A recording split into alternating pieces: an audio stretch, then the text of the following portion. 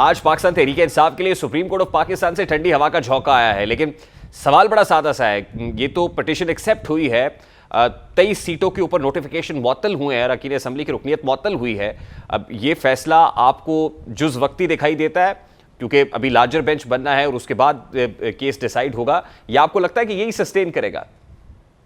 इंशाल्लाह उम्मीद है, क्योंकि हम हक बजानत हैं, क्योंकि आइन के मुताबिक बड़ा वाज़ेह है कि मखसूस रिश्ते पार्टी को मिल सकती है जिनकी पार्लियामेंट में या सूबाई असेंबलियों में नुमाइंदगी हो, नुमाइंदगी की तनासब से मिल सकती है। लिहाजा ये तो नहीं हो सकता कि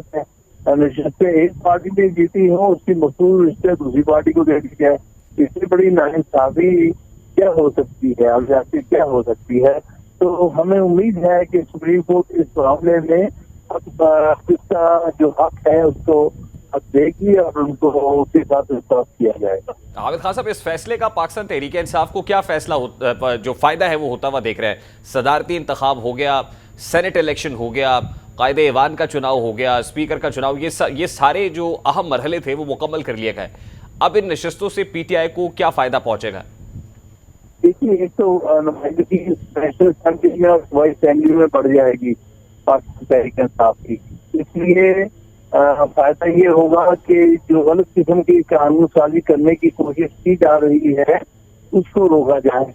और बल्कि अच्छी कानून साजी कर से संभाल किए जाए, और जो कि पाकिस्तान तहरीक-ए-इंसाफ चाहती है कि इंसाफ के मुताबिक जो कानून बनाए जाए। तो एक नुमाइंदगी पढ़ने से बड़ा फर्क पड़ जाता है। और दूसरी बात, अभी केपी के सेनेट के इलेक्शन होने हैं, उस पर तो बराह रास्त सेनेट के इलेक्शन पर असर पड़ेगा। जी, ये बात आपकी दुरुस्त है कि as far as KP is concern तो वहां के सेनेट इलेक्शंस में यकीनन पाकिस्तान तहरीक-ए-इंसाफ को फायदा होगा, लेकिन as far as the legislation you are referring to, आपको क्या लगता है वो जो जुडिशल कमीशन के रूल्स में तब्दीली की बात हो रही है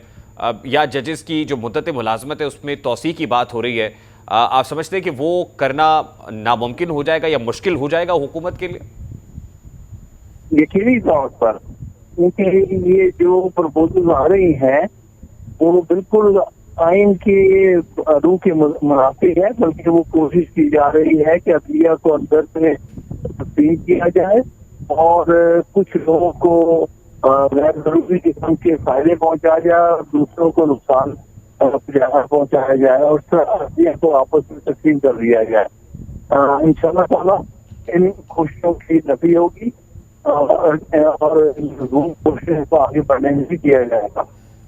आबिद खान साहब, वजीर कानून ने इस तरह की लेजिस्लेशन का इंदिया तो दिया कि ड्राफ्ट मुकम्मल हो गया है, पार्लियामान में टेबल किया जाएगा और आर्टिकल 175A का क्योंकि हवाला देते हैं, रूल्स में तब्दीली का जो तस्करा है उसमें है। तो आप अभी तक जो अमेंडमेंट सामने आ रही हैं, मतलब अभी कोई ऐसा ड्राफ्ट तो सामने नहीं आया, लेकिन जो चहमगोइयाँ हो रही हैं या बातचीत हो रही है, आप समझते हैं कि अगर मुद्दत मुलाजमत में तोसी कर दी जाए हाईएस्ट ऑफिस के अंदर सुप्रीम कोर्ट ऑफ पाकिस्तान की चीफ जस्टिस की या जजेस की, तो ये कुछ दुरुस्त अमर नहीं होगा?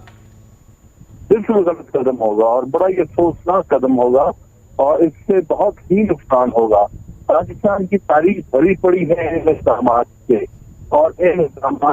ने पाकिस्तान को भी नुकसान पहुंचाया है और आइन सारी को भी बहुत नुकसान पहुंचाया है। दो मिसालें बिल्कुल सामने हैं आपके। एक 5वीं सदी तरमीम हुई थी भुट्टो साहब के दौर में और उस तरमीम में इन्हें यही जो प्रपोजल अब दी जा रही है वो प्रपोजल थी कि हाई कोर्ट और सुप्रीम कोर्ट के चीफ जस्टिस की एक टर्म मुकर्रर की जाए। उसको 5 साल दिए गए थे सुप्रीम कोर्ट के चीफ जस्टिस को और 4 साल दिए गए थे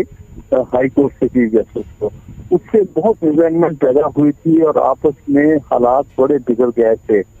और छठी तरमीम में फिर यहाँ तक चले गए थे भुट्टो साहब में कि उसको जो 5 साल की टर्म थी उनकी सुप्रीम कोर्ट की चीफ जस्टिस कहा था कि ये रिटायरमेंट एज से भी आगे जा सकती है। नतीजा ये निकला कि इन इक़दामात की वजह से इतनी रिजेंटमेंट हुई भुट्टो साहब के खिलाफ के मौलवी मुश्ताक साहब पर्सनली वीक हो गए और जो कुछ हुआ है वहाँ पर उनके केस में वो आपके सामने। इसी तरह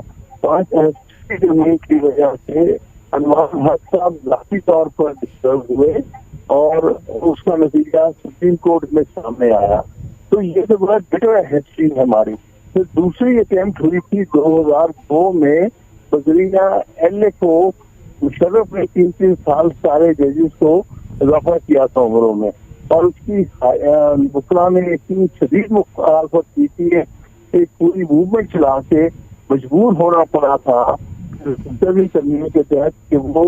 जो इजाफा था उम्रों का वापस किया जाए, क्योंकि इस चीज से सारी अदलिया के अंदर तस्लीम और एक बिटरनेस पैदा हो जाती है, जिसका नतीजा ना अदलिया के लिए अच्छा है ना आइन सारे के लिए अच्छा है। ये फिर एक किस्म की शरारत जो की जा रही है कि कुछ जजेस को रिवॉर्ड करने के लिए और कुछ को पनिश करने के लिए, ये बिल्कुल आइन के रूह के मुनाफिक होगा। आप क्या एज्यूम कर रहे हैं, अगर जस्टिस काजी फायज ईसा की बतौर चीफ जस्टिस ऑफ पाकिस्तान मुद्दत मियाद बढ़ जाती है तो इससे पाकिस्तान तहरीक इंसाफ को क्या नुकसान होगा?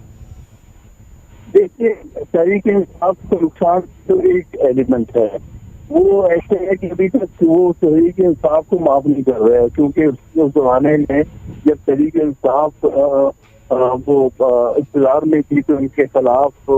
एक रेफरेंस हुआ था, और हालांकि उनको इस चीज से बहुत अबाक होना चाहिए, थोड़ा दिल दिखाना चाहिए, उन्हें आलाजर्फी दिखानी चाहिए और इस मामले में इतना पर्सनल नहीं होना चाहिए, क्योंकि लेकिन बहरहाल जो हम देख रहे हैं वो आपके सामने है। तो उससे ये समझा जाएगा कि इनको इसलिए तौसीफ दी जा रही है कि ये पीटीआई को मजीद जो खराब जो कार्रवाई इंतजामी कार्रवाइयाँ मौजूदा हुकूमत कर रही है, कर रही है, उसकी ये सरपरस्ती करें,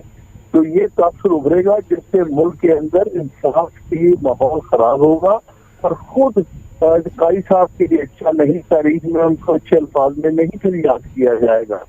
एक तो बात ये होगी, ये तो पीटीआई के हवाले से मैं तो बात कर रहा हूँ। दूसरा, मैं कहता हूँ जनरली इन हालात में जबकि इलेक्शन बड़े सख्त काबिल इतराज है और डिस्प्यूटेड है, इस किस्म की असेंबली को आईनी तरमीम करने देने की इजाजत देना जो है ये आइन के तमाम तर उसूलों के खिलाफ है, क्योंकि ये तो 47 की असेंबलियां हैं। ठीक, हामिद खान साहब लास्टली वेरी क्विकली, क्योंकि आप जाहिर है वकला तंजीम के भी पैटर्न हैं, सीजन लॉयर हैं, आप उनकी भी सरपरस्ती करते हैं, तो क्या आपको वकला तहरीक जो है वो स्टार्ट करेंगे इस हवाले से वकला सतह के ऊपर, सियासी तौर पर या पार्लियामान के अंदर तो जाहिर है पीटीआई एहतजाज करेगी, लेकिन वकला का इस मामले में क्या रूल होगा? बिल्कुल करेंगे, और आपने देखा आखिरी, क्योंकि ये खबरों में नहीं दिया गया, लेकिन जो आखिरी कौमी कन्वेंशन हुआ है 27 अप्रैल को लाहौर में, लाहौर हाईकोर्ट बार के तहत, उसमें इस चीज की सख्त मुखालफत की गई है कि किस्म की रिटायरमेंट एज या कोई फिक्स टर्म देनी किसी जज को या किसी जज को, इसकी हम मुखालफत करेंगे, बड़ी सख्त मुखालफत करेंगे।